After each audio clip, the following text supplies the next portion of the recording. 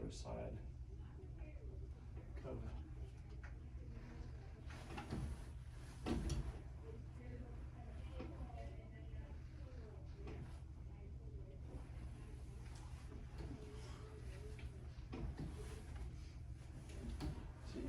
You can see 8 degrees up on it. Yeah, let's talk about You that. see, that's a side under there, right there. Yeah. And it's funny because I've actually always felt more comfortable with the side under delivery of the driver for some reason. It's just extra. My brain wants to hang back, sling it out, and get up on it. Those things all make sense to me with the driver. Now, what's his name? Dustin Johnson. You see, so look at the smash, it goes up when you hit up on it.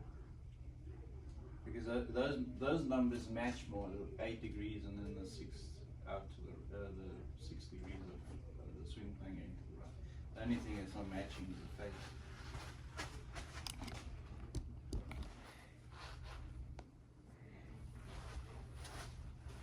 The only thing not matching is the face on this. If the face was square, And the pad. my club speed looks really low too. I'm used to seeing it around 120.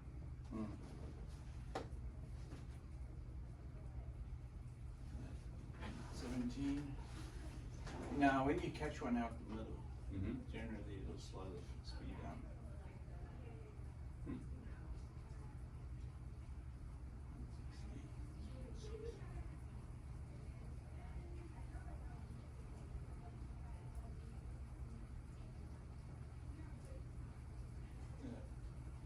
What's the yellow versus the blue? Is The optimal. Yeah, so there's wind. Oh, okay. And the blue one's, I put it on 90 degrees temperature, 0 landing,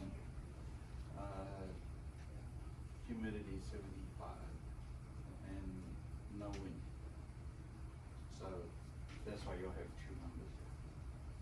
So I can switch all those numbers. I can show you how short you would get it into 60 miles an hour. That's really cool.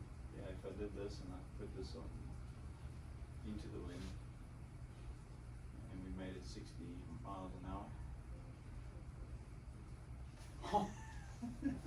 Wow. That's what your driver would have done. Would have only gone 125 carry. Oh my God. So you would Because of the spin and how high it was and launching. the wind that it. So That's really they did a cool. lot of testing of the wind, shooting cannon, a ball Oh, a bullet really? out of a cannon, to get the how far it goes. Mhm. He does all the rifle bullet stuff. He's really good at telling you exactly how far a ball will go. Because he does help the sniper shooters understand when the bullets will start tapering off due to wind.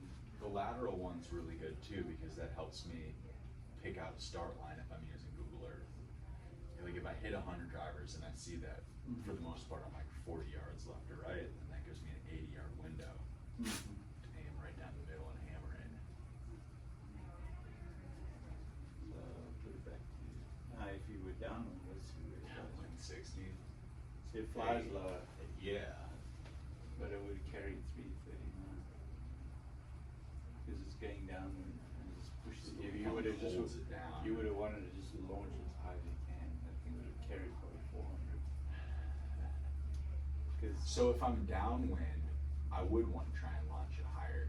yes, downwind, tee it high and let it fly. That's Okay. what we always used to say because you want to get it up there because the driver doesn't have much spin compared to other irons. Now when you've got wedges, downwind wedges are the worst because they people always come up short. You ask them, you come up short downwind? No, you have to think about it. Yeah, I always do that. I said, yeah. Or anytime you see a ball knuckle, Mm-hmm. it's the wind just pushing it. And so you have to, you see like that spin rate, Mm-hmm. if there was a wedge spin rate, the thing, and if it was only 100-yard wedge, you would have seen the things way short. So downwind, you have to increase the clubhead speed to get the spin up. So it means just take less club and swing as hard as you can. Okay. If you've got hard greens, firm greens, or a pin that's tough, especially with the wedges, because the spin rate decreases on wedges drastically when you go from pitching wedge down to your 54 and 60, or 54, 58. The spin numbers are a lot lower with the 54. Yeah. Because you're not swinging as hard at it. No, it's just because it's not catching the grooves. Okay. That's why it's better to always have a squarer club face and hook your wedges. And that's something that kind of messed with me. Learning all this stuff, then you show me the VJ drill and everything is up steep and then hard left. Mm-hmm. And then starting to feel like I'm hitting up on my wedges, I started kind of like hanging back and hitting behind on a bunch of them. So I played really well for like a week with that feeling, but I don't know if that's what I just started to overdo. If you get your left arm leading, that's a good way. Left arm leading? Yeah, and just keep the face very quiet like this. Tiger talks about Steve Stricker. He says, he told Scott, he said, I love the way Steve Stricker hits it, because he shuts the face and he just keeps it quiet the whole time. So he's always got a nice little baby draw, and it's got a lot of consistent spin. I can't get the load out either. So like if I try and swing like Steve, I get here and the club still hinges just a little bit. Like so even like I'll try and like So if you do get the hinge, make sure this leads. And even if you hit down on it, it's okay. If you know, there's always two ways to hit wedges for everybody, because everybody's got different release points. So you can do the Steve Stricker, pick them, or you can just do the hinge and then hit trap it. you said to close the face a little bit. Yeah. And then the feeling is just like your right side is a door hinge. Yeah, that's the one way. The other way would be, That. Yeah. So, and that's a hard position for me to trust because it feels like I'm not gonna do that. It's hard for me to feel like I can keep like you know what I mean? Yeah, so now go to the other one, hinge. Now pull down and punch it like a puncher. Like that. Yes. And then a short follow through. And try to keep this angle. It's so much easier outside because so it's going to look like this. You can go. You see, I'm just moving it like that with a shut face. Mm-hmm. And you can put it more in the middle back, and then you see the angle. Yeah. And then just go. Mm. Hit down. You might take a big divot, but it'll spin like crazy. But it'll go. It'll get its yardage. Because most people always tend to add dynamic lock. Yep. That's when it slips. Mm-hmm. Call it the slip. It slips off the face. Exactly what it feels like. Yeah. So you need, they call it slip and grip. You do need that at times. You know, like a flop shot, you need it Yeah, to you slip can kill off the face. smash factor. Yeah. And grip, you need that for the spin. So doing that and doing the old Mickelson punch wedges, it's a backup way. Because if I'm struggling and I'm not timing my wedges, I just throw it back and just punch it. Because there's enough loft on this thing to get it up anyway. Where I'm confused is that I learned through like James Ridyard and Jeff Pierce, just like following their videos, and what both of them are big into, especially Pierce, is to just pronate. So it's like it's here, and then it's there, and then it's pretty much just pivoting while you're, you know what I mean? So it's that. But then two of the best short game players in the world, Phil and Steve Stricker, are the total opposite, where they're like, you have to have like your weight forward, driving down into it. This has to be in front of this. And then you see Trevino talk about it. He's like, you got, watch, I can come right back and hit another shot. And so I'm like, I feel just torn between the two methods, and I'd I'm rather right in the middle. I'd rather learn from the guys that do it, Mickelson and Strick and Trevino, and Trevino. because those guys know how they played. Even if they're not, I don't know if they're side covered. That was my other question. So does that matter? So Trevino is the side under. Side on, he's heavy under. Yeah, and side under is good for wedges. Yeah. Yeah. When you hit your stock wedges, you know, the longer ones. Yeah. But the little ones, like these ones, they move the hand up. But if you think about Brett Rumford, you know, he's one of my favorites to watch, and he talks about using, like he goes forward with his knees, and what it does is it effectively brings his low point. So it's like his low point's here. Right. It just moves the low point. Yes. Yeah, that's true. Because I used to always just move my lower point when I play. Because people always ask me, and when I started teaching, I had to think about it. Yeah, you had to think about what did I do? Like even Bob Law, when he started teaching one day, because he always used to make me hit balls sometimes, because he loved the way I stayed on top of it. I used to trap my irons, and I never moved off the ball. I just was like that, and never underneath, even though I'm a side under. But my head didn't drop. It always stays level. We were taught to keep it level.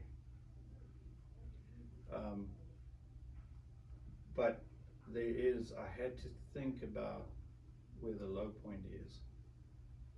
And one day I was hitting knockdowns, and then the person asked me, where do you, when you hit a driver, did you tee it lower? And I was trying to think. So Bob Law is right there, and I said, hey Bob, did you tee it lower when you were playing? When you hit a low drive into the wind? Because I can't remember. I would have remembered. And he goes, no, I think I just left it the same height and just covered it. So we did that. Now, that comes from experience, playing a lot, experimenting. When you're playing, you'll realize, timing it, you're covering it with your right side, just to keep the flight out. That's how I take spin off a ball, because I actually angle it open and then just go like that, and takes the spin off the ball, and that ball just. You can open the face and cover it. Yeah, so it's not open; it's angled open. I don't get the difference. Yeah. So here's one. Okay. My setup. Yeah. Now. Okay, so it's Yeah, the shaft lean made it open. Uh-huh. The biggest mistake people make is when they put it back, they shut it. So now look at it. So that's why when they hit a knockdown, it's big hook, because when you move the ball back, your path is more into out. The path, because you're striking down on it earlier. So the swing plane path, the path is you're striking it, catching it a lot earlier. So that club's moving out to the right. So if you've got that face square to the target and you swinging to the right, you've got a big hook coming. That thing's going in the U-turn. So then what you see is the next shot they do this, and then you got to do it this way. Now when you come in, you're also keeping the spin off of it, because you're not, and you haven't got the face there. So you're just turning through it. And this is what Tiger talks about, taking spin off the ball. It's angling the face and then rotating the face. But when you... So you put the ball back, your face instinctively more to the right, but only because you're adding more loft. Right. So I don't change the face. You didn't open it. I just angled it, because now it makes sense to, now when I turn into it, it's square, and then it starts right and draws back. Makes perfect sense. So it'll still draw. Coach was showing me the feeling of a knockdown shot that I had it that day, and I don't have it anymore. The feeling was, if I'm trying to hit the pin here, it feels like my head is flinging out this way, but my hands are flinging this way. But it's a hard feeling to like be thinking about when you're playing golf. You know what I mean? So here's the best way. Think of it as you set up and now all of a sudden there's a branch in front of you. Oh, I'm going to keep this low, so that's instinctive. That's how you got to actually think of knockdown. How low do I want to start it? You know, your brain kind of sees, oh, this will be it just naturally. Some people pick things out there. You ask Tiger, he said, I don't know, just do it. Like he talks about landing, he doesn't talk about landing areas on the green because he's hit so many shots where he's just instinctively done this, and then if he actually paid attention where it's landing, it's pretty much where you, if two guys were in the room and you got Rory picks up landing areas, Tiger just does it. That's the difference. When I teach, I have to think, okay, because of what happened was I used to just hit shots, just thinking, watching where I'm landing it.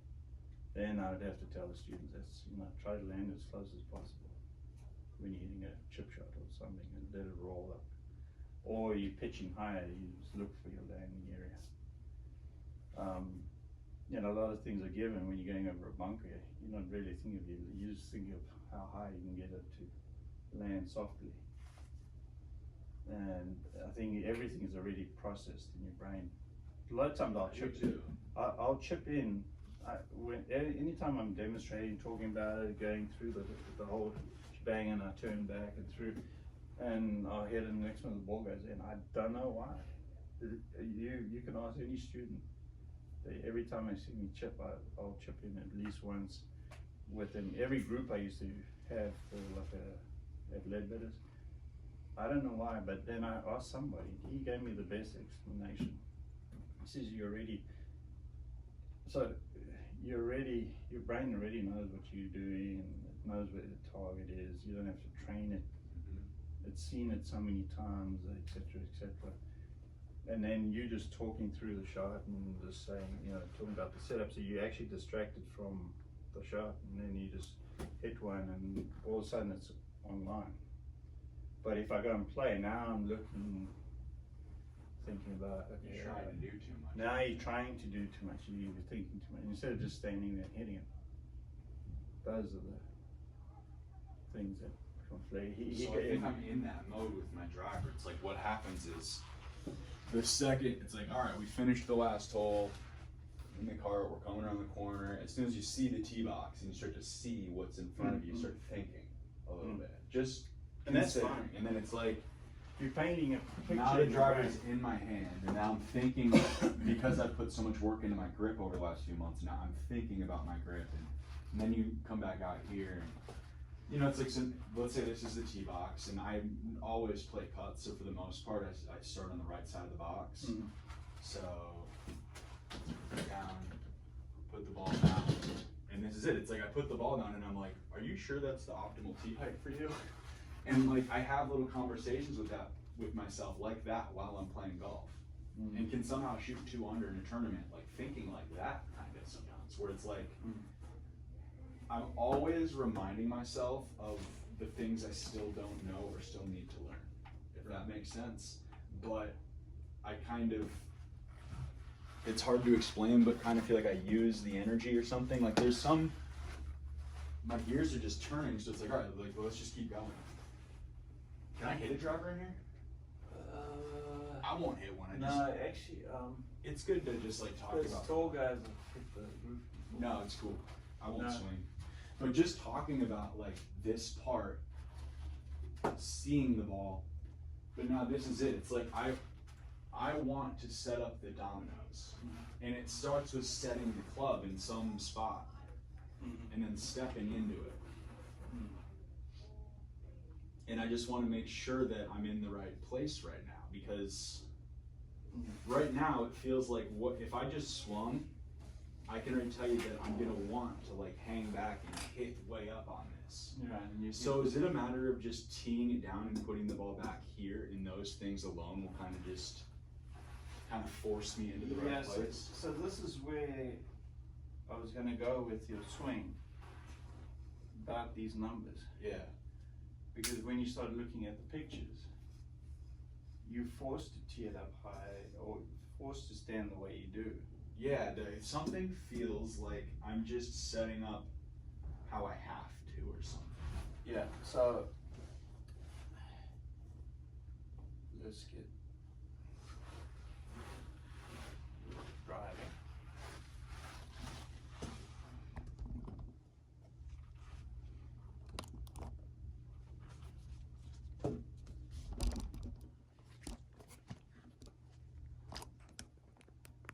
It's the draw bias by going to find the middle of the face, and then that starts him right through. So yes, the second thing, your posture. Yeah, I was gonna say, I feel like I look strong. It's a little bit S but bendy. it's too, yeah, it's just a woo, woo. Now that'll lock you up. Yeah. You need it.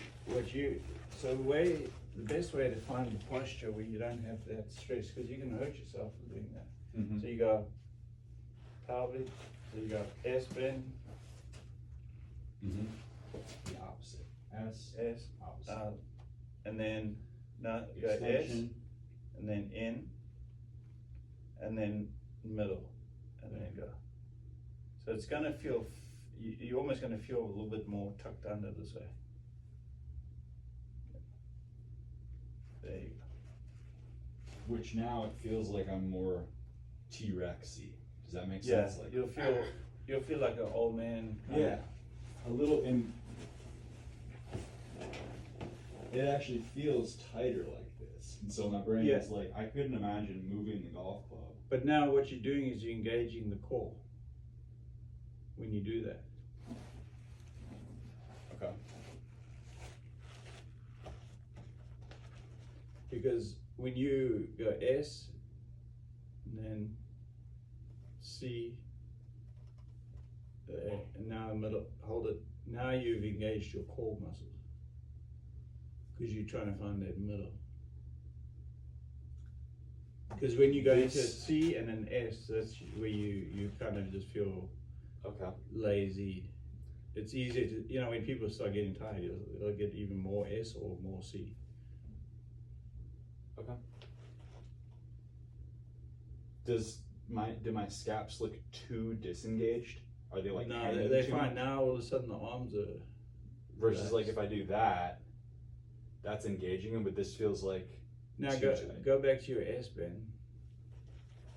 That Now you see your scaps are rounded. no they will go again. Now go. I feel like that's where I You should. see, there's too much tension there. Okay. You've got to send the tension to the core. Right there. So now your arms and feel softer. Now your clubhead speed should generate. Get up there. Get up. Yeah, that's a bit too much S bend. So now let's have a look at how you swing. Close, can we come to the inside a little? That's all day. For years, that's been my But- pattern. Yeah, so I would say that you need to move closer. Okay. Definitely closer. Like 6 inches. Yeah, start too close and then Okay. move back. Okay, cool. Like you, That's a good idea. and then you move out, and then you'll see the patterns start kicking in that I was talking about. You see, because that standing so far away created the go in and across. In and then across. Yeah. Yeah, like Jack. Now, if I showed you Greg Norman, he's the opposite of you. Now, you see how you go through. So it gets out there, but it's It feels like I'm just trying to hang on to the club the whole time. Versus. now. The problem I see is because you stand so far away, it's like signing your autograph like this. It's not going to be steady. Right. If you could do That's this, a good way to put that. You see, so now the strike starts going all over the place. And then I've always hated my low, like how, like the kink in my legs, the hang back. yeah, so you need Just to it get doesn't more, look. you would need to get more posted up here. That Yep. left leg, because that's why you strike so much up on it. Yep. And then that's why you've got a -2. Mm-hmm. And you should be the opposite way. You should be feeling like you're getting down on it. With more loft. With I should, more loft, yeah, I should have like a 'cause- 10-degree driver Yeah. and I'm hitting down. yeah. And having like 8 degrees dynamic and I'm probably more like, And these drivers Probably like 10 typically or have a 11 low dynamic. spin, whereas if you had like a TaylorMade or something that has low spin, or a Titleist TS4 model has low spin.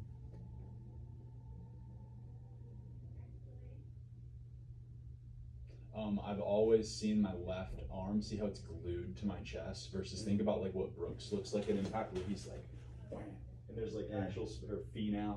There's a couple players in particular where you can just see, and I'm like glued. Now here's the problem: you're standing so far away that you can't clear. You see that look of your side angle, Mm-hmm. and then it comes from this. And now let me bring it for now in here.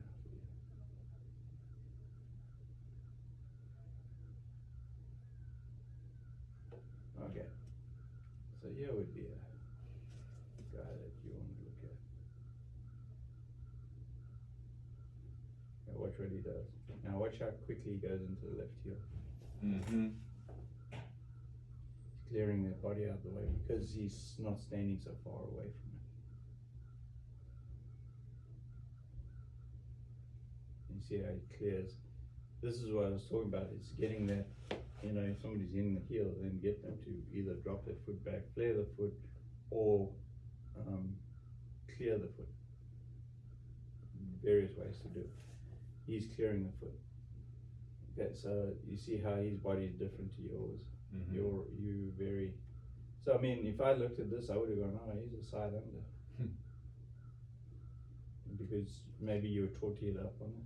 Yeah. You see, that's normally what happens is we all get taught to do something. Well, I've been building my swing based off of like who's been playing well for the last like several years. Because that's who you're seeing on TV a lot. And I think as DJ's been playing so well for like 3 or 4 years, I've kind of like watched how he hits the driver and just tried to do what my brain thinks that is. So now what he does too. Yeah, and this again, it's like I see I know exactly what I'm looking at, but no matter what I do, I cannot get to that position. And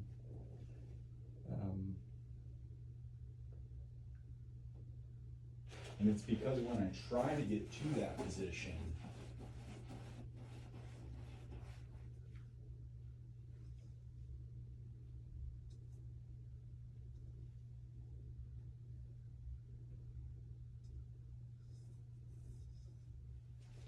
Okay, look at DJ's setup. Yep. That's what you need, and that's when he was hitting when he started hitting the fades. So your setup definitely doesn't fit to do this, because he has to clear out of the way to make room for his path to go left also. And I think that's what I'm trying to do is I'm trying to look like I'm that open. Like it just looks like he fires his lower really hard. Now this is the other thing. This is kind of cool. So the chiropractor I work with, his name's Moses. So what we did, we took that band and he was over there holding the band. So if we stretched it out, then do you know what a valve slide is? It's like a little piece of plastic. Think about like moving heavy furniture. It's like one of those things you put under the furniture and it slides. Yeah. So there's those for fitness. So what he did is he put one of those under my foot. And since the band is pulling this way and now there's no friction, all of a sudden it wanted to pull my leg this way. So then I had to sit here and like hold this here And then I was like, if I just made my normal golf swing right now, what would happen is this. So it's telling me that my brain literally isn't Not using the ground loading. properly. It's Not like loading the left. yeah, I was like, I'd have to just have the bell side, but seriously, if I swung, it would do that. So So it just means that I'm like not. you've got to load. Feel like you're going to go straight to the left leg. You walk. I've never seen anybody not go to the left side, to the right side. Mm-hmm. But you should think of not going there. So I should feel Straight up. especially centered with my driver. Yeah. And now that gets into it. It's like the more centered I feel, the more steep my brain thinks will be. Yeah. It thinks it's going to be steep, but it's probably not. See, that looks way better. Now, I'll show you.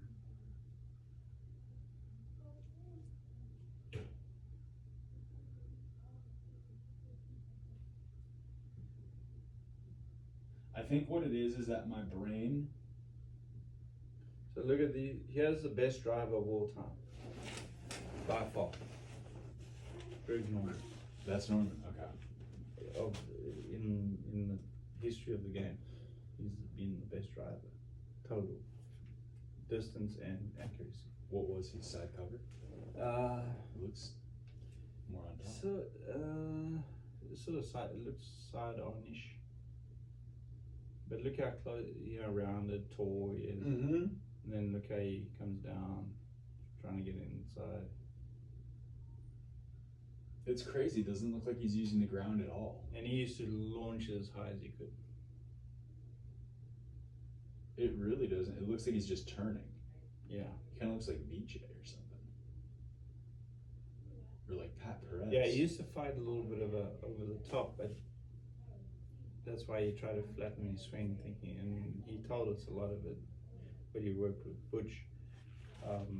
But it just didn't, he should have just left it. Will you pull up a video of his footwork? Do you know what I'm talking about? His right foot.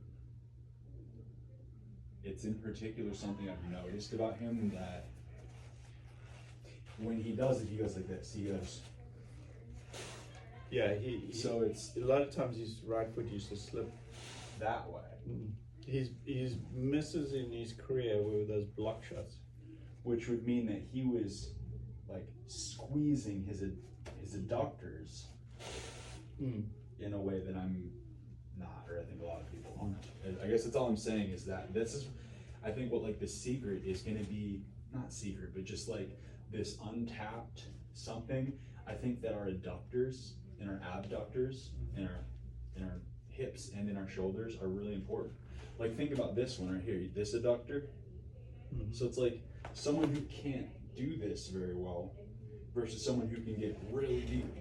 Right. You know, some people yeah. that's their wall.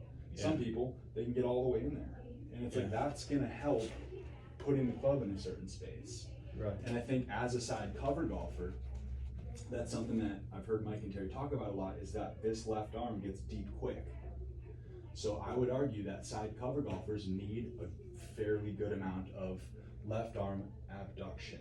And if you screened older side cover golfers, and they can only do that, they're gonna struggle to hit the ball how the rest of their body wants to hit it.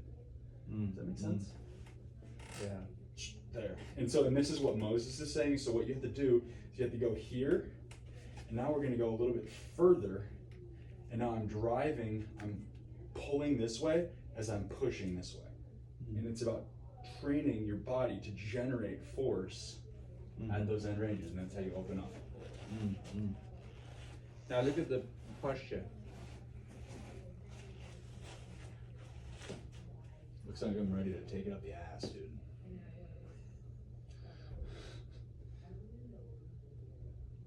Very funny.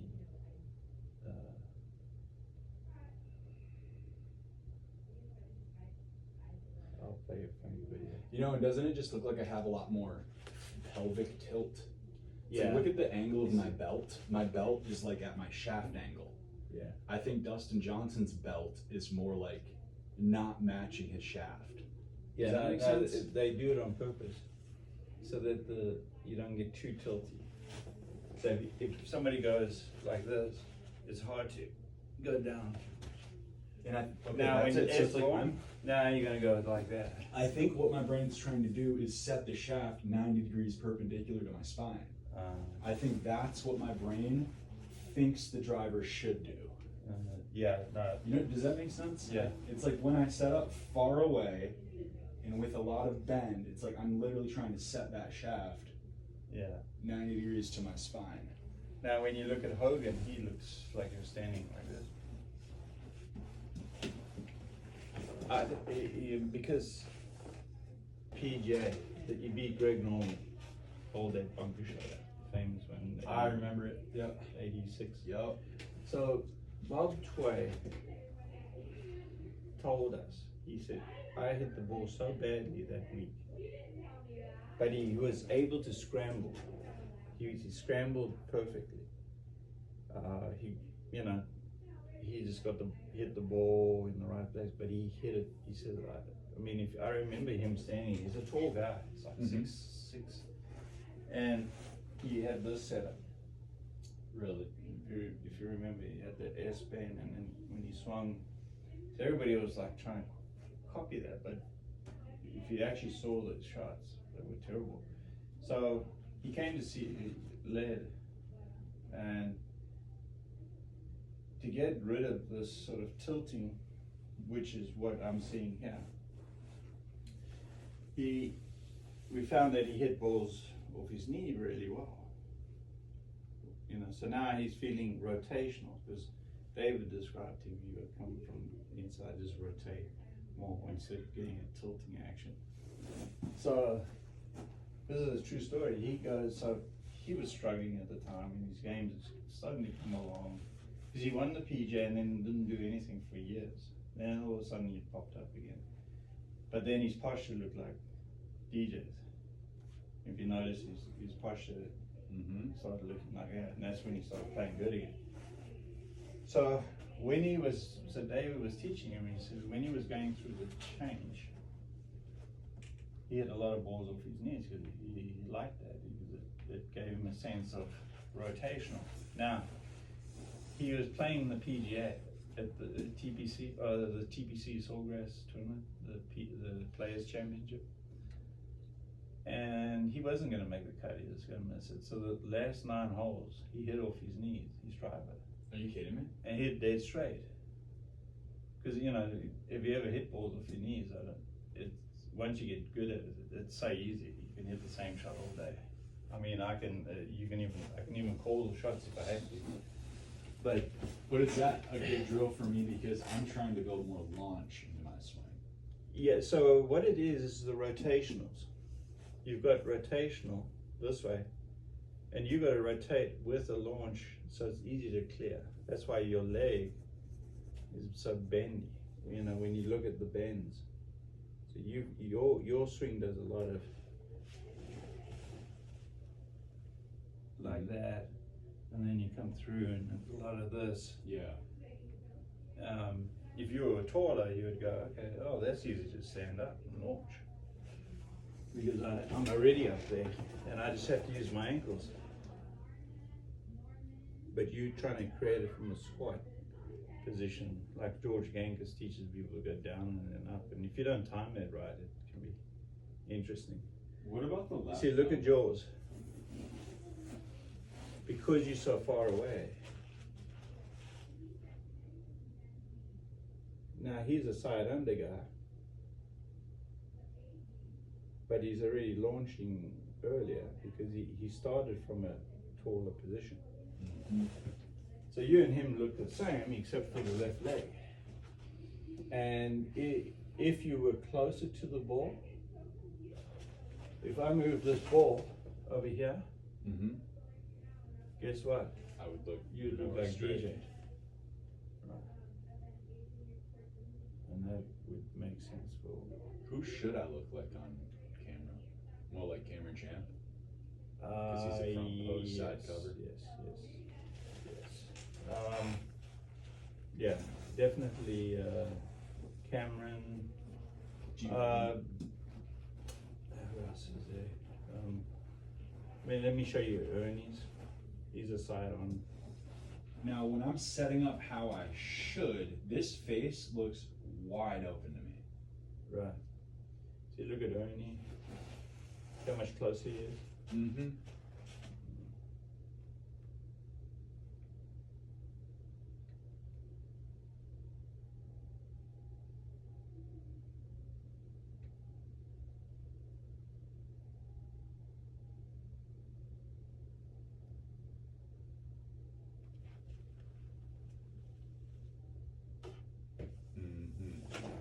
He's That's what a side cover should look like. He's a side on. He's more side on. And then the side cover.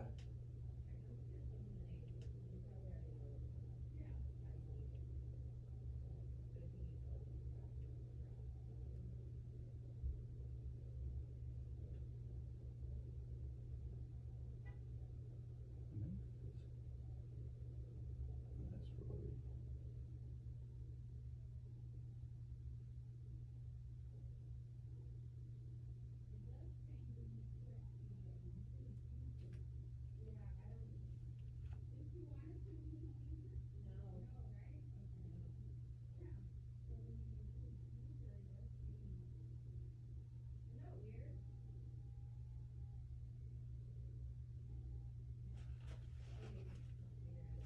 His lower body action is what I feel like mine should look like. The way he straightens everything. Yeah. So if you look at, Yeah, he's a lot closer to the wall. yeah. No. So it's right there. There. How everything is, so that's what I want it to look like, but when I try to look like that, it doesn't come out. And part of me just feels like I'm just not using the ground the right way. Now this is a little bit younger Brooksy, because you can see it. But I need to put it in here.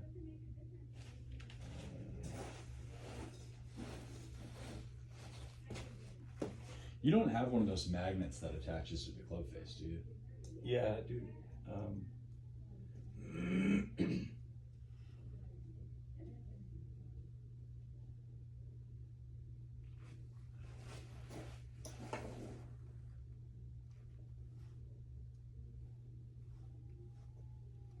I think Strumann's side cover. But Rory went side cover. This is side cover here. But he's been training, because he's a draw bias. Mm-hmm. You see, he was a side under. Now he's been trying to get a fade. That's last 2 years ago. So that's not good to look at. But I mean, it's funny that now the lines, I need to get, when I get my computer up, I've got them all. Jason Day is a side on. Yeah, he's a side on. So you see the side ons and side covers will look more straight on. Everything is straight. And my brain knows, it's like I see it, and I'm like, that's what you should look like, but I can't. Yeah, look like that. Sergio's one is very side on. And he comes in low, and then at the last second he just goes left. So you see, every one of these guys are closer to the ball. If you looked at that pattern.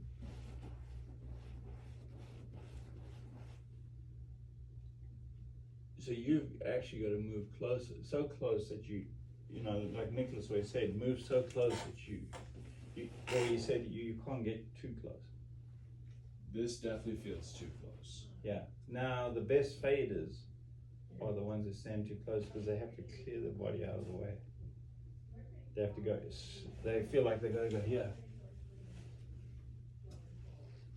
So now, no, you better straighten up, because you can't launch if you're going this way. Now if you're taller,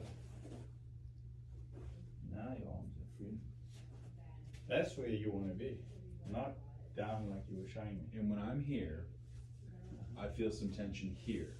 So what Moses is saying is that I would take a band and I would attach it to my shoulder in a way that's pulling it more that way, so that I have to kind of fight it. Yeah, you Actually, the band would be pulling me up, so I have to build the muscles down. And Yeah, this you- is what I'm getting at. No, go, just let it go. Don't, yeah, just let your arm go. Don't think about the muscle tension. Because you were trying to keep it down. Just push up. Because what is the launcher gonna do? So go back. Now as you come down, just now straight, turn back up.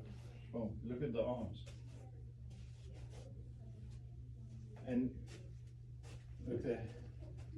Now when you come down, So it actually does feel like it feels like I'm spinning out a little bit. Feels like I'm, but make sure you launch it from the left, yeah. not from the back.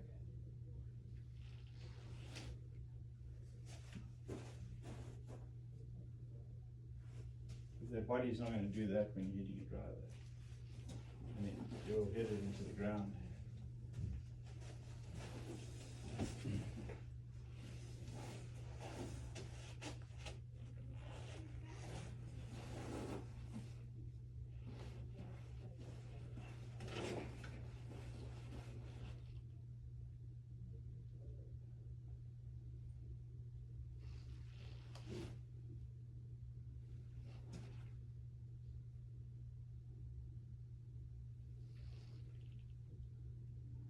So when I load here, should there be like a bump this way? Yes, it should feel like you got a little bump there. You see it's already going, you're ready, but do it sooner. As you get to about halfway, start pushing. There When you I go. get here. Yeah, when the left arm's parallel to the ground, that's when you start seeing the, now.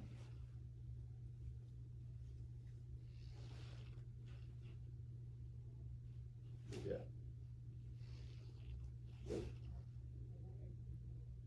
There you go. And open up. There you go.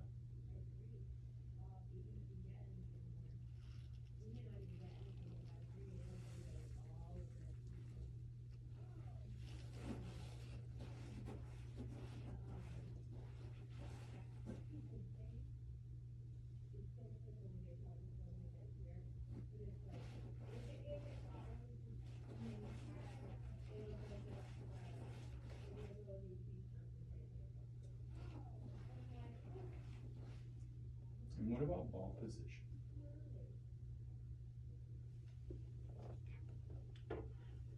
Now, it depends. So, generally, okay, I'll tell you a few ball positions. Like when you want to hit it low, Nick Price used to, the best way to hit it low for tee is just stand normal, grip it shorter, grip it like your 5 would, and then move the ball back, and you just swing normal. You'll hit that dead straight. It'll just go like this, but low, and it'll have a small roar. It just fights the wind. It's the greatest way to hit a low shot. That's what I found. And then the other one is the one we were talking about, where we moved our body. But so most kids or people don't have the awareness of it. That takes time. To move the low point. Yeah. I mean, I could stand there and I could move my body as much as I want. I'll find the ball. And the reason that moving the low point brings the flight down is because the low point in relation to dynamic loft, right? It's like if you're back here, it's like that, it's gonna hit. Right. Unless you got a lot of shaft lean. You know, unless you do this with your wrist. Mm-hmm. That's the only other way you could lean the shaft to get down. I mean, I've seen people hit a low from this position, but they've got a lot of lead wrist flexion.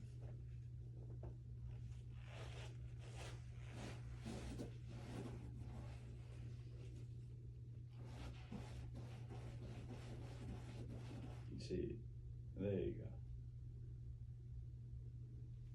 Now, what will help your path not go to the right or in your swing plane is to make sure you clear that left foot back. earlier. So when you come through, Yeah.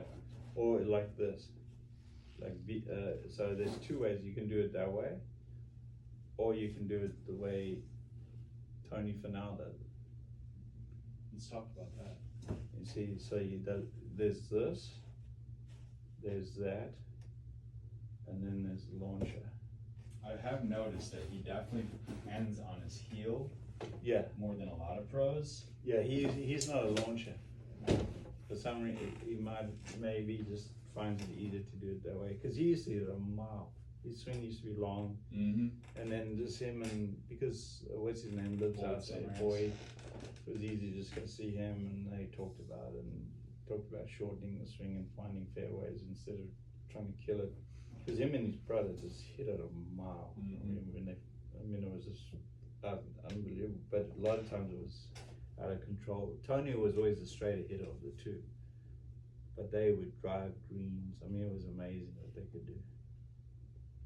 Kind of like, what that Wilco can do. Have you ever seen Wilco? Nienhofer? The Cycling guy? He Neiman? bombed. He's a Neiman? Nienhofer.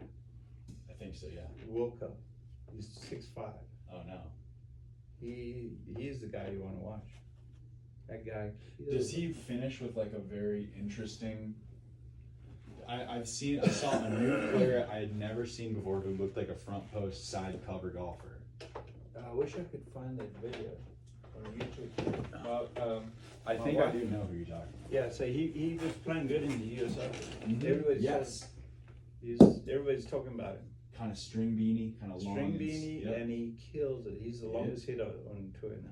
Is he He really? hits it way past. What's his name? She's a great player, long off her tee. I agree with what she does, but the irons, I think if she was taught to not do this at impact, she would be she would dominate the LPGA. She'll dominate like the Quarter sisters will. She would have been dominating by now. She would have been number one for the last 7-8 years. What do you think she's trying to do? She's trying to clear her hips in her own way. It was she learned to do that when she was young, The jumping, because her brothers used to make her play from the back tee. So Mhm. now she jumped on everything. And It's funny 'cause I've I been next to her and teaching my player, and she's right next to us hitting balls, and I just kind of like look over and I'm looking at the trajectory, because the first thing I always look at is the flight and the trajectory, and then I'll see if it's consistent, unless they're trying to hit shots.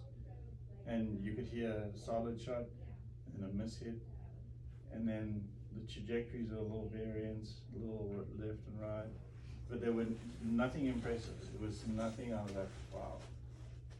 Because of the jumping with the irons. The driver, not a problem. Because driver, you've got room, you want to launch it as far as you want. But irons, you've got to control them.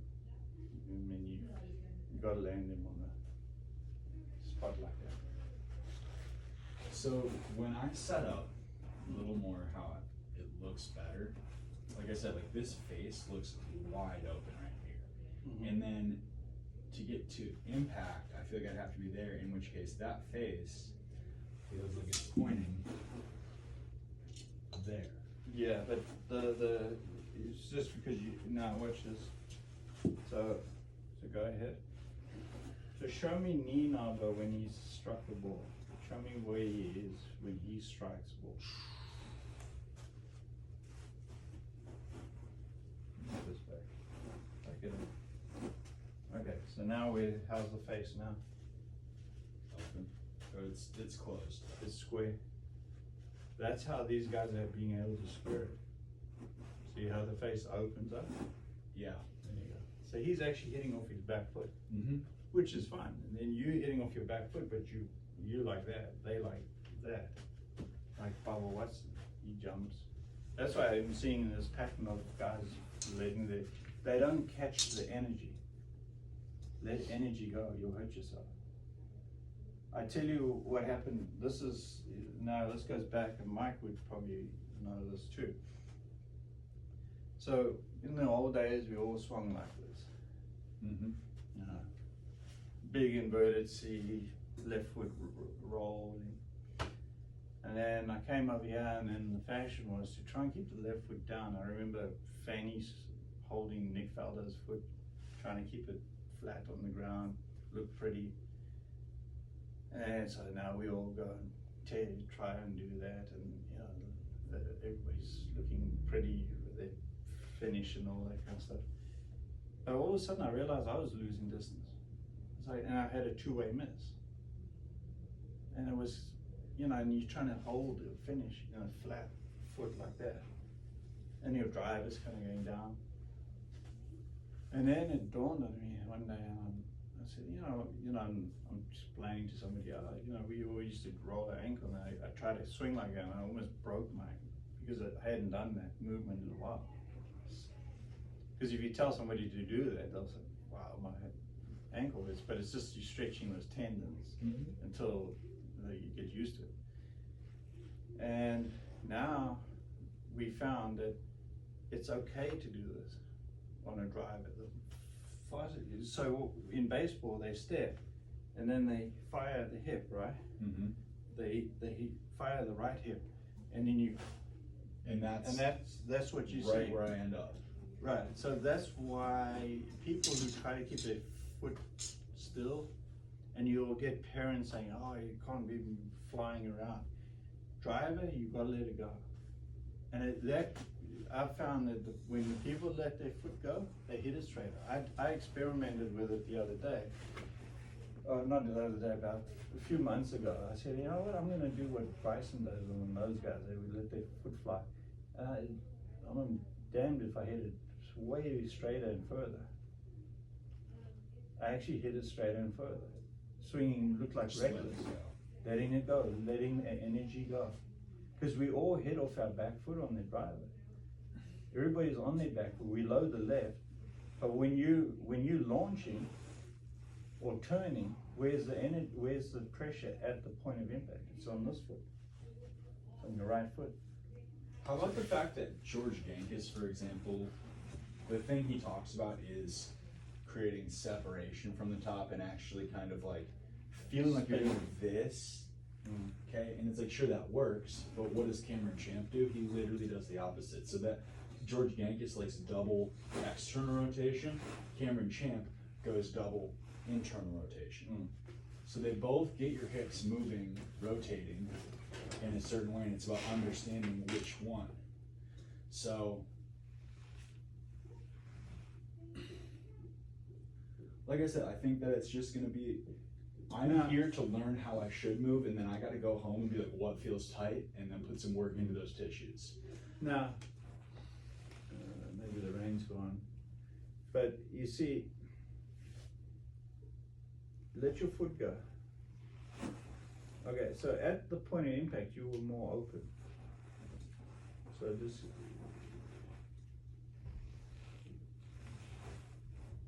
let your foot go at impact. There you go. So your left leg wasn't in the way of creating the path of the club to go this way. So you're trying to be a side cover, but you've got a side under move, a rear post side under movement, which is conflicting.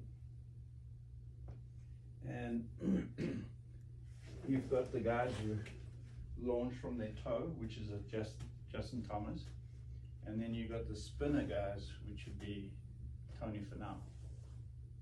I'm doing both those. And you've got the I have launcher this, and the guy doesn't catch and himself. this.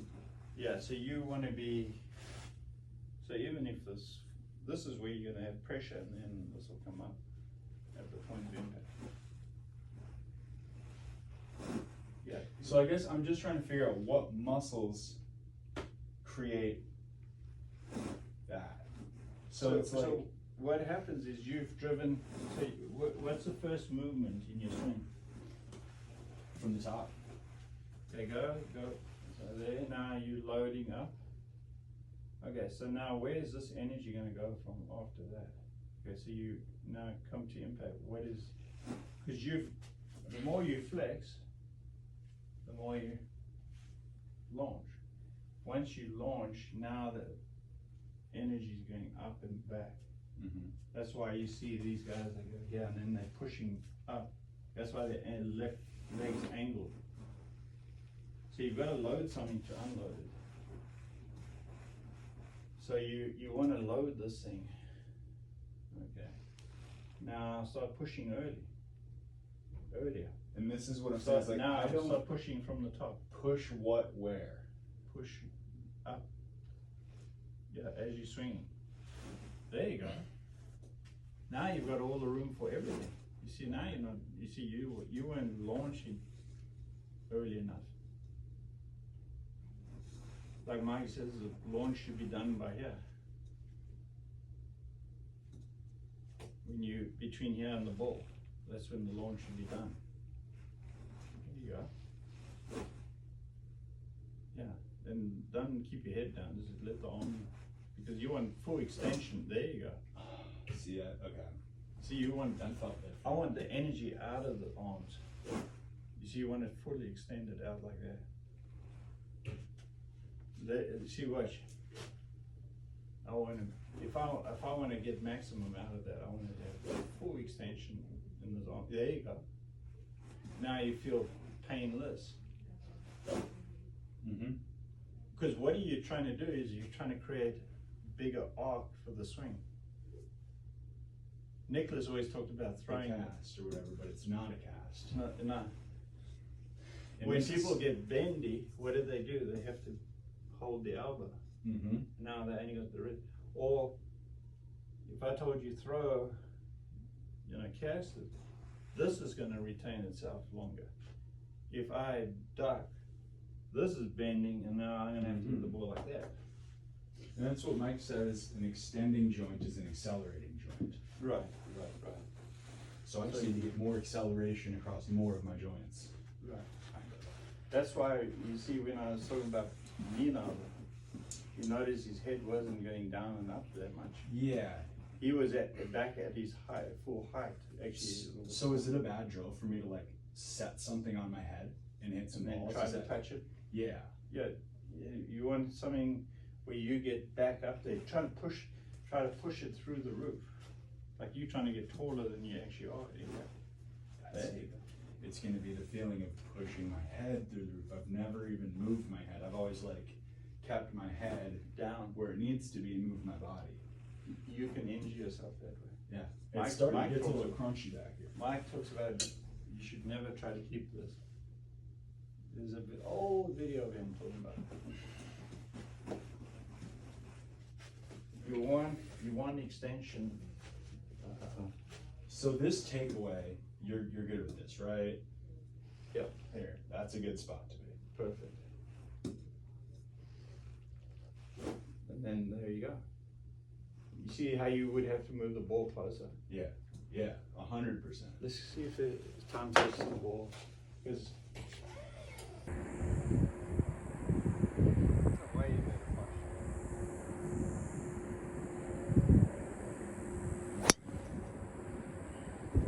See, now you're getting down. That's why it's taking it slow.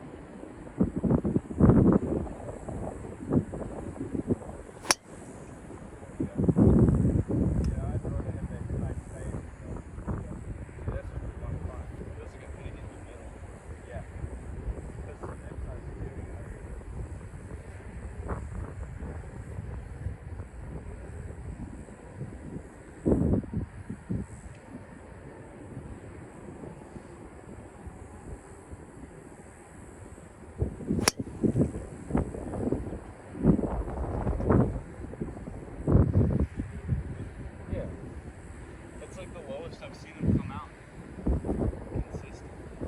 Yeah, 'cause think about it, you're on top of the ball, standing closer, so now you got to launch and try and get it. You go higher.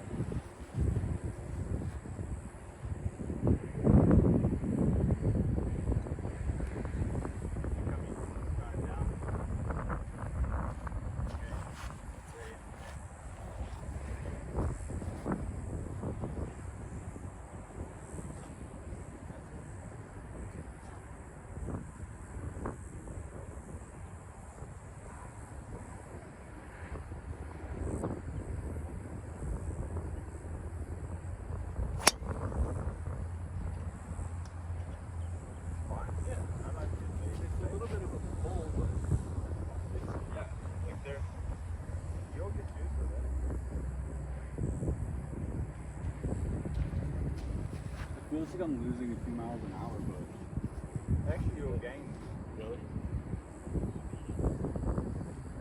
Because now you'll be able to get the wider arm. Standing over the top like this.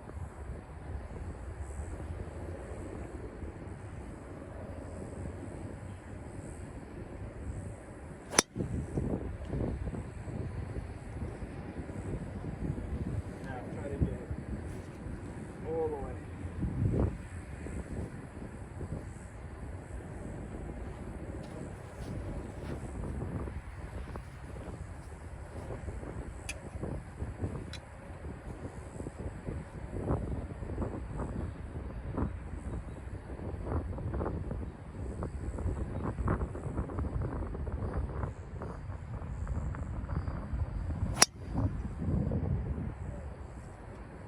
Yeah, you cleared. Yeah. The more you cleared, the more the top can square out. okay. So Yeah, it feels like it's squaring went like itself this. up. Have you ever hit balls like this? No, I've never been able to. Yeah. So if you, it's like there's that one test Mike did. I don't think he talked about it. You test club head speed. First you do this, then I'm saying club head speed, then do this. I swing way faster because I go through it. Yeah, that's one of the tests, and then you see which one is more solid than the other. So then you know whether you're right or wrong.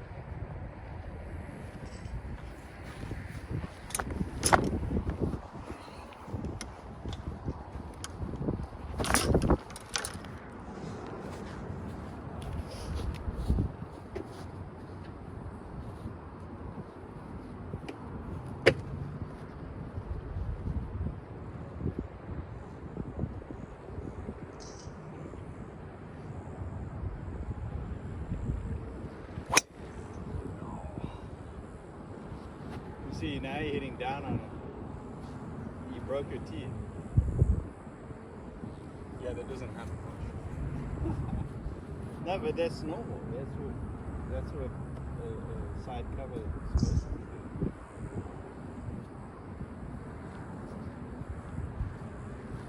You've just had it teed up somehow. And that promotes you to go underneath it. Promotes you to go into out.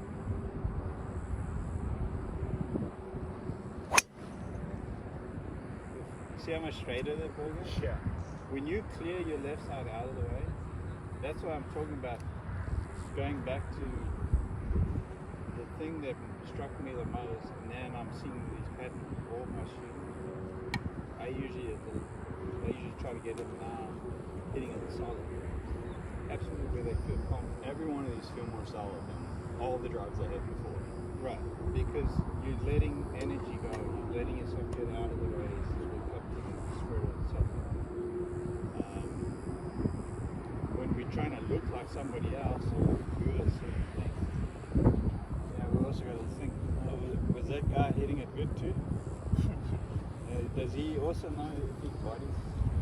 But what I am seeing is when these guys go hard, they would hurt themselves. Now, is that normal? That's fine. Really? Yeah, that's fine. All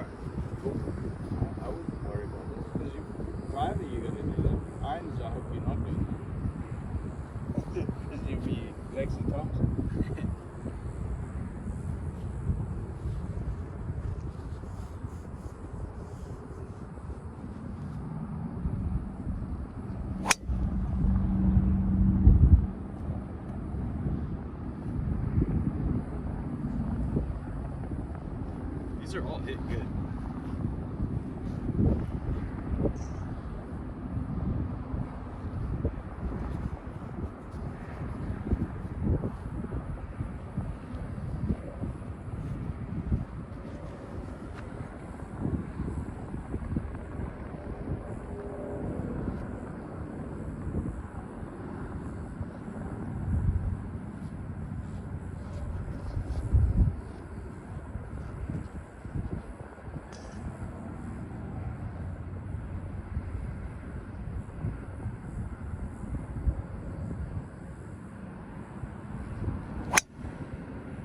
And that was launched.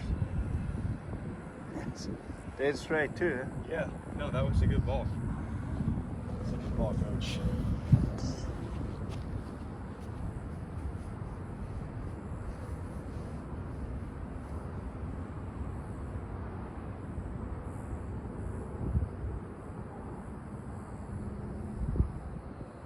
Give this away.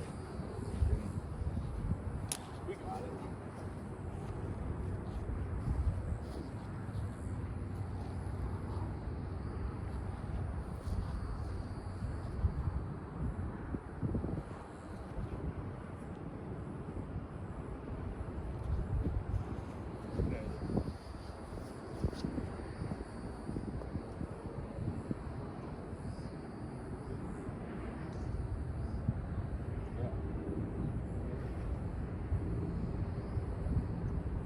Yeah. I've never seen that before. I've never been able to see it, huh?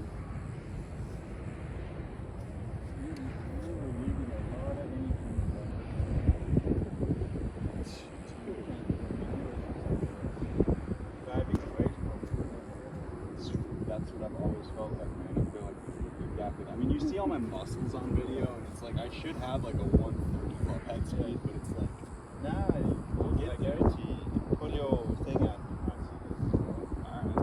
I know the flights, because I know when people hold energy too, and they This listen. is the best I've ever seen myself in a flight. Can you? Yeah, please. You've got it there already. That. I'll send it.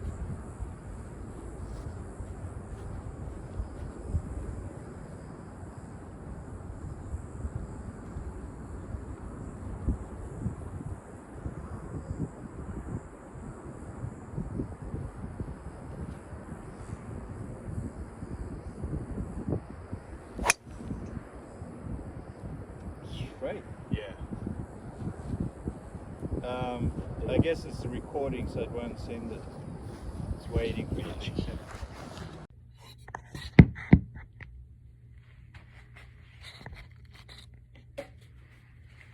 You see how he's set up too? Is it? I didn't know it was.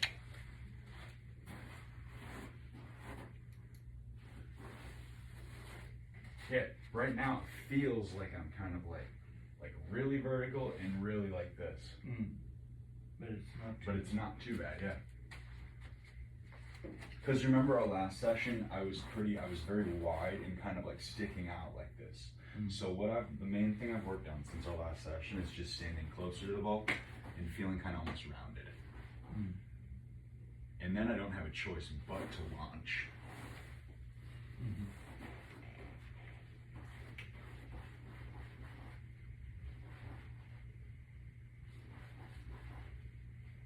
Then just put your head, relax your head. There you go. That's better.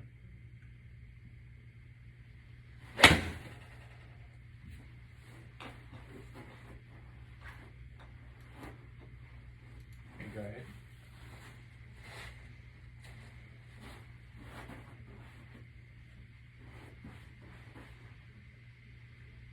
Head down. There.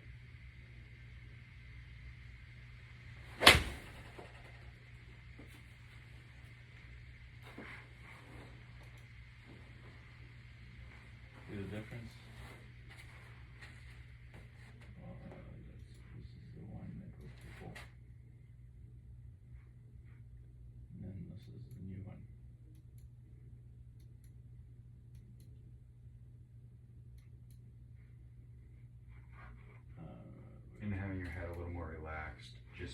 which is turning around yourself more. So you look at Ernie's head, Right. you're looking at the ball. You're saying that there's not much kink between, you know what I mean? You don't see a lot of rounding. It's just kind of pretty straight. He doesn't know he's looking at the ball.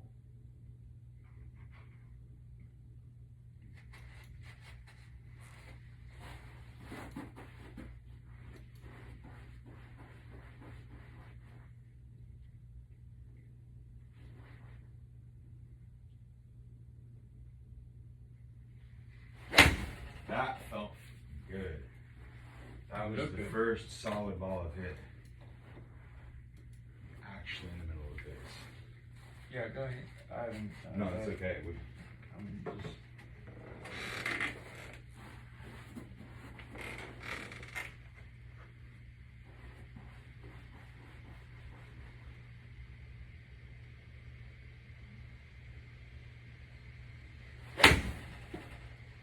So good. It's easy.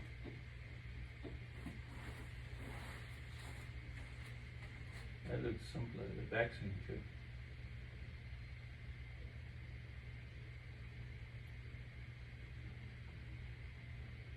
One thing I've never looked is how.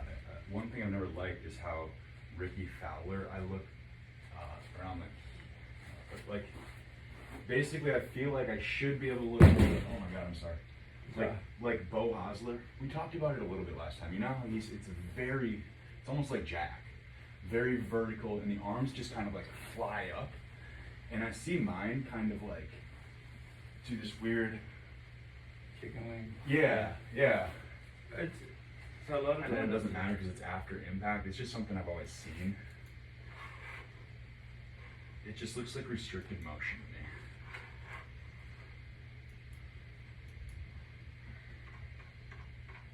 But I don't want to focus on the wrong things. Like right, No, that's fine. right, keep going, right there. That's fine. Right. If it was no, that's fine. Okay. If it was like this, Yeah. then that'd be a problem. Okay. It's folded down. Cool. It's just my anatomy. Yeah, it's fine. It also depends on your flexibility here. Mm-hmm. I mean, Jordan Spieth is like that. Okay. Well, I will say those last two are the only two solid irons I've hit in the last couple months. Like as far as like, those two felt like how you should hit a 9-iron. Yeah, speed.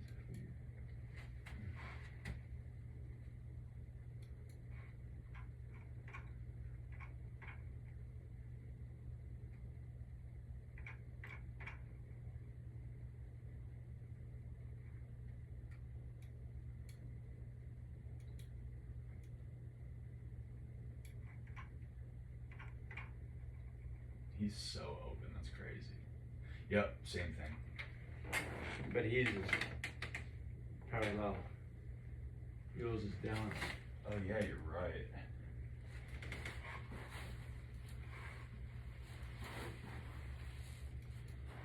So it gets into like how Finau would be, I think, my favorite example of it. Maybe Bryson too. But what I see with a lot of really good ball strikers is that this arm, it comes like unhinged. Sidlowski is a really good example. So it's like this comes off the rib cage, and a lot of times I'm always pinched, and I can't seem to unpinch it. So like the days that I'll, kind of focus more on this position, I never feel like I have a good practice session.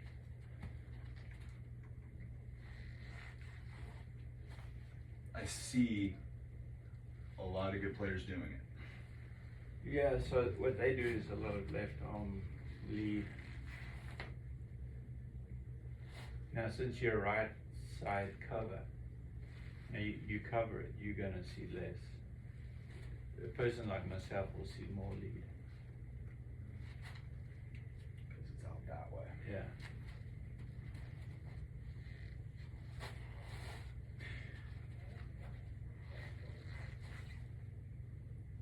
So that's another thing, like, is it a bad idea for me to rehearse something like, you know what I mean? Like that? Is that crazy? I don't think you need to do that. Because my brain is telling me that if I do that, combined with like this,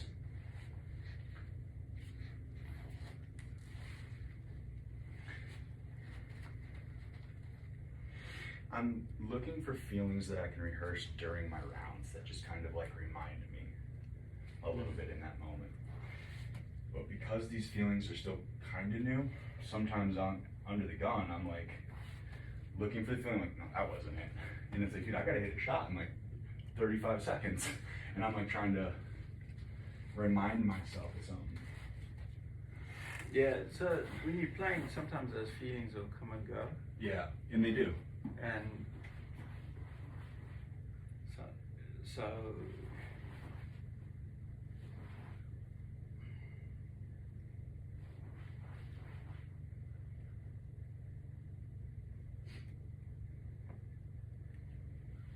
Oh, it feels so good.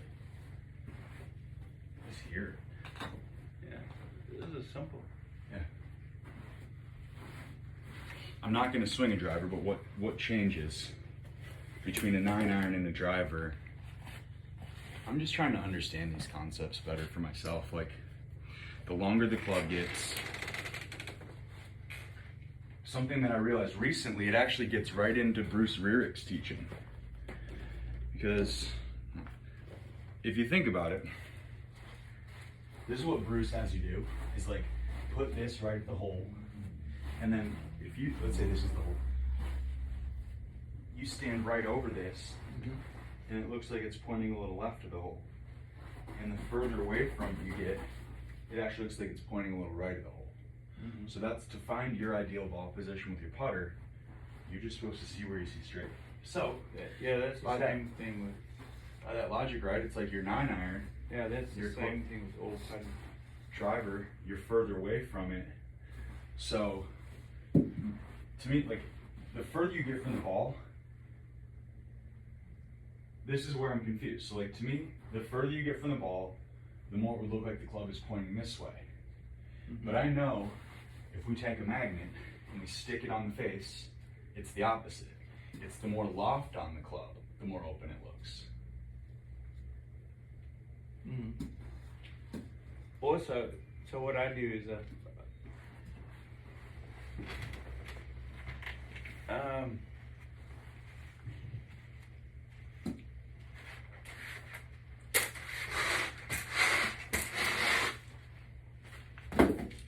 I went like this.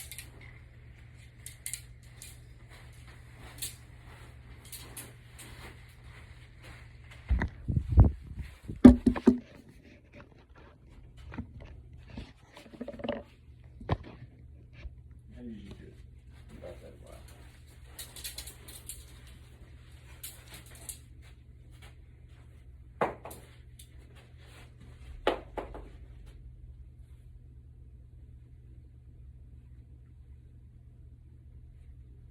Now don't even use the club. Okay, so set up like you're putting. So when you look at that, look straight through the middle, right? Yeah. Okay, now set up, move back. You got the driver, move. Okay, now look at it.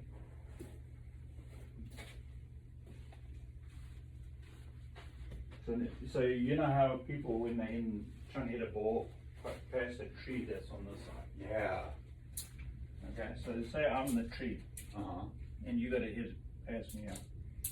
How many times have you missed this tree and you hit the other trees on the right and you go, how did I do that? Those trees weren't even in play. It's something that's, It's because when you move, what you can't see visually, your body starts angling away from this object to make sure, because your eyes, but if you're putting, your eyes trust it because they're on the same line. Yep, that's what it is. It's like my eyes are here. Hmm. So then what do we do with that information? Like, how do I then adjust my driver swing accordingly? I would have to feel like I'm swinging more out to the right a little bit. Because to you, swinging There more it is. left, So swinging more left feels like you're gonna hit. Yeah. so it's gonna feel like my driver separates from my body more instead of like a wedge like coming around me. Yes. It's gonna feel like I go this way, but the driver is gonna go down the line. Is that right? Because it's longer, I think I'm missing that. plus you're more tilted at the address because you're hitting slightly up on it. Not 100%, but you feel like Right. you're hitting up on it. Right.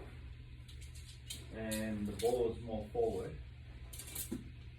So if the ball is more forward, you feel like you have to swing it more that way.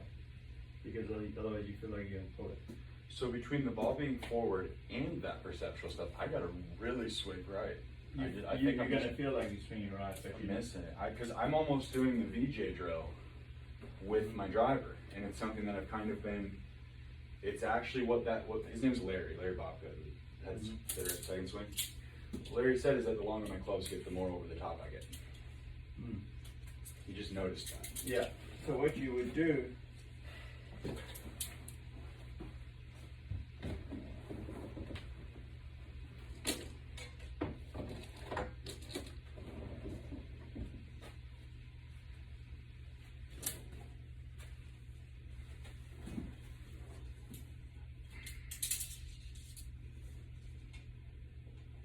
I haven't seen this before. This looks cool.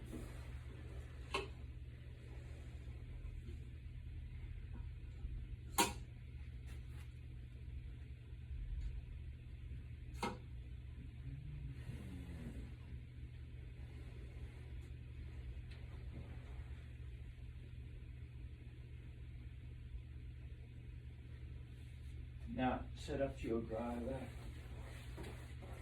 Mm-hmm. Now if you look on the thing, I'll get the camera in line with your hands.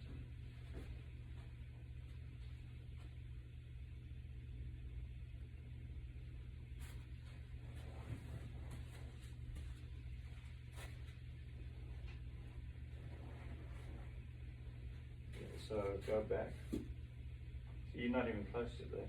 Mm-hmm. Should I be closer to this one? If you move your body that way. And then just move back that way.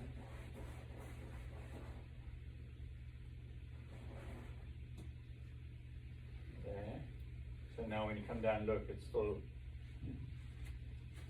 you still got room. So you actually, that's why I put the second one there. And the tighter you make it, then it makes it club more linear. This is something I've never been able to put my finger on why my driver looks so off on video. But I see so many good players that it's like their body is just separating so much from the handle, and it's almost, it looks like they're like, you know how Lexi Thompson looks? Yeah. Kind of like that. I know you hate how she hits it, but like, Your driver, I don't mind. The irons are terrible. but how she looks with the driver, Yeah. I kind of need to be channeling that a little bit. It looks like I'm setting up like this, but in reality I'm setting up like this. And that's something I've always wanted to understand why I would like to set up like this. And when I try and set up like this, my brain's like, you're gonna snap your driver shaft on the ball. It feels like I'm actually gonna hit the ball with the shaft. But when I'm like, I see in the mirror and it looks right. So when you lift the head up, Mm-hmm. This way? yeah, so now go into, actually just put it back down. Now go into impact position. You see that normally when people go into the impact position, the arms straighten.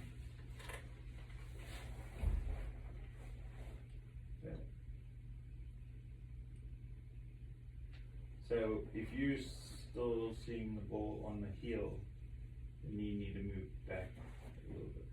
Back this way. That way. Okay. No, but what I'm saying is, like, if you go back to a video of me hitting a driver a year ago, 4 years ago, I've always set up with the ball off the toe.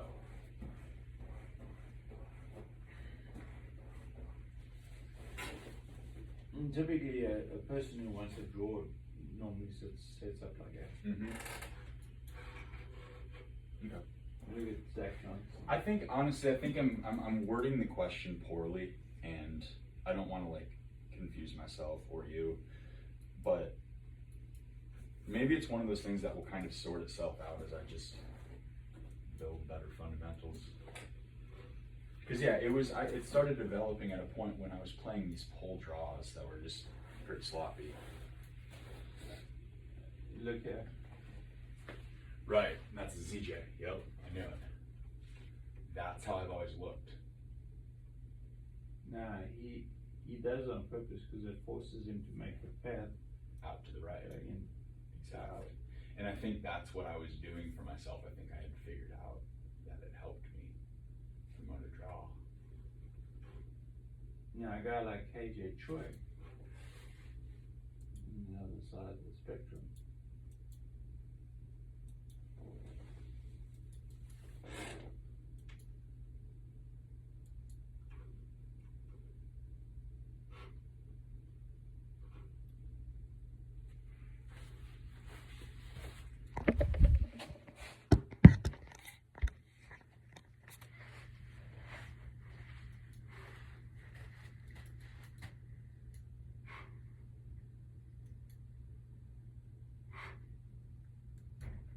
Do KJ play cuts? So I suppose that's what it is that my heart knows that it's a mismatch. It's like I'm trying to play cuts. Look how close he's standing to. I mean, look at the wear. Look at It's the just a difference. little, but it's toe balls. See it? It's there. It's like you can see that it's a little toey.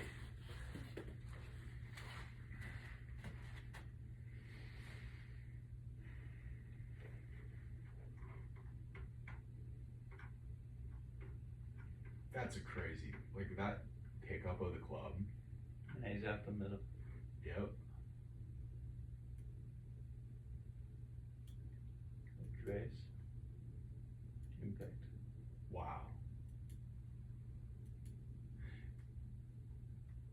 I really think I'm missing this software. I think I would learn so much if I just came home from work and just looked at this stuff instead of YouTube. I would just start seeing stuff. Address. Mm. Impact. That's pretty similar. Different. You can definitely see how much less dynamic Zach is. He just kind of flips the club at it. It's very square, Yeah. whereas Cage is very open.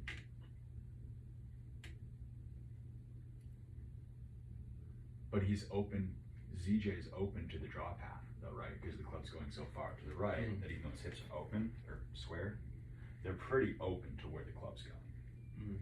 And so since KJ has to go left, he has to be really open Right. to kind of keep his body ahead of the club.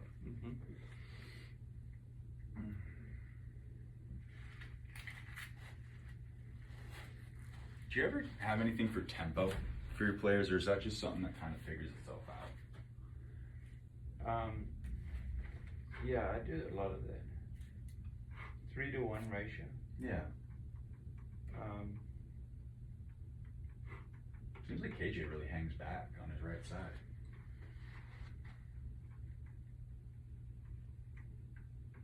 Yeah, he's just clearing out the way. Yeah. He's a side cover. There's an app called Swing Sync. Swing. Frame counter. This one. So, just to make sure that I can do this right on my own, so like I'm looking in the mirror, and this angle is a lot more this way. So I would just have to tilt these up, right? Or you can move them closer. You'd want them move them closer. Yeah. This. No, like, This way. yeah. If you wanted to tighten up the. But I guess what I'm saying is that this angle is for a driver, right? But I can't take Yeah. a 9-iron and work Yeah, in no, that slot. whenever you I set have up, to build the slot. you set up to the thing first. So we go through this. Yes. I get the idea. Yeah. I just wanted to make sure I'm It'll like bend.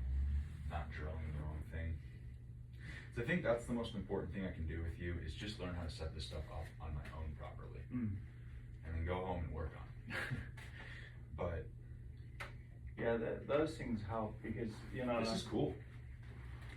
I always say it's like, you know, we have lines in the road to keep us all somewhat sane when we're driving in the road. If we didn't have lines, we would be all over the road No question. and no one would care. And we'd have all accidents everywhere.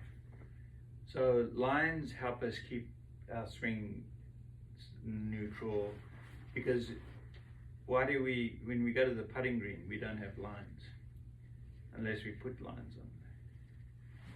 So we don't putt with a line, but to keep maintaining the streamline of your putting, you use lines to remind you, just to keep your fundamentals intact.